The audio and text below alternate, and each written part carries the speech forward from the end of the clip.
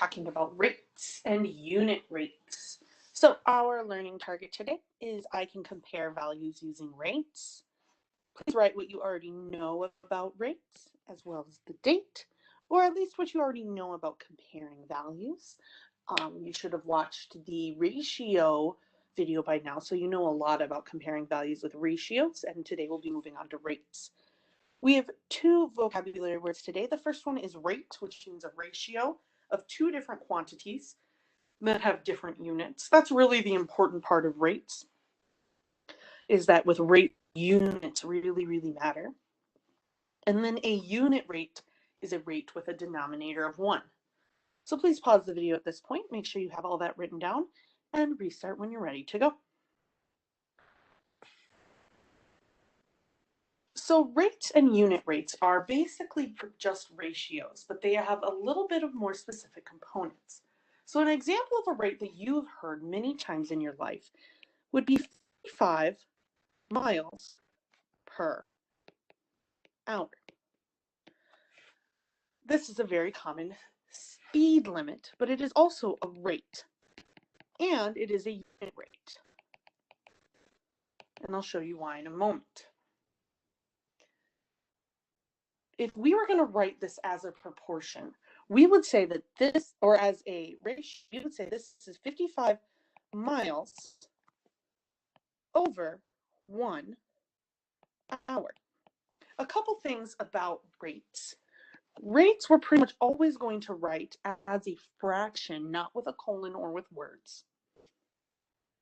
And then it's really important that we include the units when we are writing rates. Without the units, they're not a rate, they're just a ratio. And it is really important that they get their units. When we are writing things as a rate, this word per is really the word that we're looking for that's really helpful. This word per tells us where to put the fraction bar. And then whatever comes in front of it, that's going to be the numerator of our fraction. And the unit that comes after it is going to be the denominator. Now, we're also able to put the 1 in front of the hour because this was our singular here. There was no s. 55 miles per hour implies 1 hour. This is a rate. It's also a unit rate because a unit rate has to have a denominator of 1, which we have there. So if we wanted to write things as a rate or as a unit rate, we're going to do the same thing. So if we have 40 meters per second and we wanted to write that as a rate, well, the per tells us that that's a fraction bar. And then we would have the 40 meters would go on top. And then the second would go on the bottom. And because it's singular, just second, that's 1 second. Again, because the denominator is 1, this is a unit rate. It has a denominator of 1. For the next one, 55 yards per 3 minutes, well, here we would have 55 yards per, that's our fraction bar, 3 minutes. This is still a rate, but it is not a unit rate because the denominator isn't 1, it's 3. The next thing we want to be able to do is we want to be able to take a rate or a ratio and write it as a unit rate. So let's say we had 24 feet per 4 seconds. The first thing I want to do is write this as a rate. So I would have 24 feet per over 4 seconds. Again, it's really important that we include the units on these always, because without the units, they are not a rate, they are just a ratio. Now, I want to get this into a fraction with the denominator of 1. That means I really want to know how many feet it is in 1 second. Well, to go from 4 seconds to 1 second, I can do that by dividing by 4. 4 divided by 4 is 1. Just like when we worked with equivalent ratios or equivalent fractions, that means I need to do the same thing on the top and do divide by 4. 24 divided by 4, that's 6. My unit is still feet. So the unit rate is 6 feet per 1 second. For the next one, $4.60 for 5 cans of soup. Uh-oh, I don't have the word per. Well, in this case, this 4 is actually going to be our word per. So here I would have $4.60 goes on top per 4, that can be our fraction bar, 5 cans of soup. I still want this as a unit rate. So what I really want is I want for 1 can. I want the denominator to be 1, which is 1 can. So I'm looking for the price for 1 can of soup. Well, to get from 5 to 1, I divide by 5. I need to do $4.60 divided by 5. Again, you can always use your calculator for this. If I do that, I get 0.92. That means it is 92 cents for 1 can of soup. And this is my answer. Okay? Now we can also do word problems that are really similar. So let's say our problem said lightning strikes about 100 times per second. How many times does it strike per minute?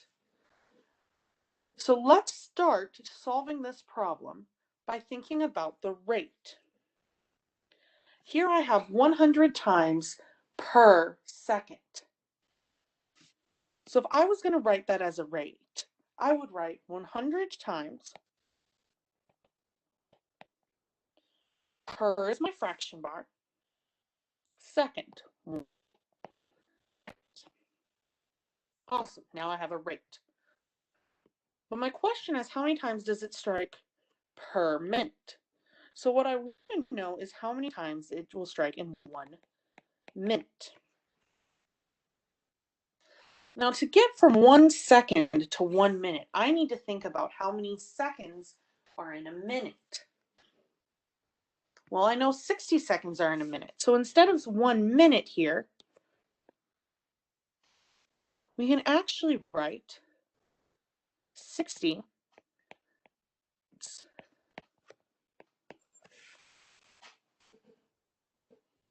So I have 100 times in 1 second. I want to know how many times in 60 seconds. Well, to get from 1 second to 60 seconds, I multiply by 60, which means I'll do 100 times 60, which is going to get me 6,000 times that lightning will strike, which is my answer. How many times does it strike per minute? The answer is 6,000 times. See if you can solve this next problem, Rita, on your own, pausing the video, and then restart when you're ready to go. So our next problem is that Rita sprinted 77 feet in 10 seconds. How many feet can she sprint in 1 minute? So here I have 77 feet per, or in, 10 seconds. I want to know how many feet she can sprint in 1 minute. Well, because my units over here are seconds, I would really like my unit for my second rate to also be seconds. And I know that there are 60 seconds, so I'm going to write 60 seconds over here. Now I just need to get from 10 seconds to 60 seconds. Well, 10 times 6 is 60. That means up here I'll do 77 times 6. If I do that on my calculator, I get 462 feet in 60 seconds. Last type of problem I want to be able to do is called a better by problem. When we get better by problems, what it's going to say is that we have 2 prices for different amounts of the same thing. So in this case, for my first problem, I have 19 cents for 1 apple and 59 cents for 3 apples. So here, if I have 0.19 for or per 1 apple, and here I have 0.59 per 3 apples. The easiest way to do this is to turn these both into unit rates. What that means is I want my denominator to be 1. So here I have already the price for 1 apple for this set is that 19 cents. So what I'd really like to know is I'd like to know what is the unit rate for over here with the 3 apples. Well, if I was going to do that and I wanted to know how much it is for 1 apple for this set, well, I would divide by 3. That means I need to do 0.59 divided by 3 as well. This is going to tell me the price for 1 apple if I used from that set. Well, if I do that, 0.59 divided by 3, I get 0.196 repeating, which rounds 0.20 per apple. 19 cents per apple or 20 cents per apple, it's very, very clear. I would rather have the cheaper one because we're assuming these are the same product. That means that the better buy is the 19 cents for 1 apple, because with the other set over here, you're actually spending 20 cents approximately for each apple. So if I was going to buy a whole bunch of apples, it's better for me to spend the 19 cents. Even if I want to buy 3 apples, it's going to be cheaper with the 19 cents for 1 apple. Now, this is a thing that happens in the real world all the time. This is the way people actually use math, is that lots of stores will do this, where if you buy things in different packages, they become cheaper. So this is a good thing to look into the next time you're at the store. For this last problem, here we have $14.99 for 20 pounds of dog food, or we have $37.90 for 50 pounds of dog food. So pause the video here, see if you can figure out which one is the better buy, and then come back when you're done.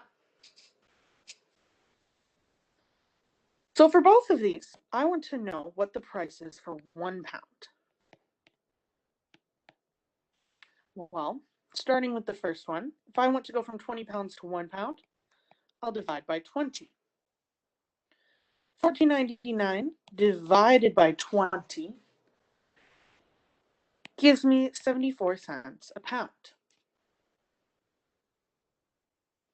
For the other one, $37.99 over 50, well, to go from 50 pounds to 1 pound, this time I have to divide by 50.